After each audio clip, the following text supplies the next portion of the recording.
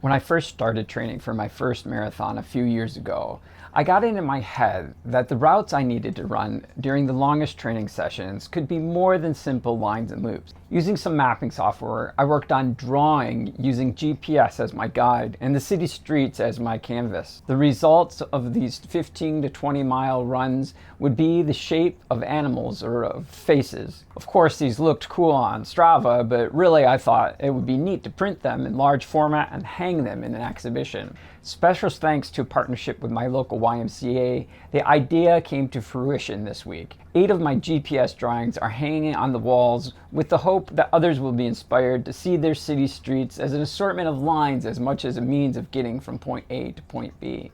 This training cycle has been grueling in many respects because of my own stubbornness to go toe-to-toe with all kinds of meteorological conditions with lockstep consistency. Getting this exhibition off the ground from idea to reality has given me a moment of pause to consider the progress I've made. Sometimes I lose sight of the miles I've already run because of my attention toward the next workout or the next big ambitious goal. I think reflection is a good practice for any athlete, but especially meaningful for runners who, in my experience, are adept at telling stories, even when there doesn't seem to be much of a story to tell. Runners have the ability to tell about a beginning, a middle, and an end. Put my shoes on, I went for a run, I came back from my run and I was tired. That might be the extent of it. But there's a mindset for storytelling associated with running that I think is very special. Anyway, everything feels very much within reach right now. I've gotten past some of the most intimidating weeks of training and things are looking bright. Remember, forward is progress.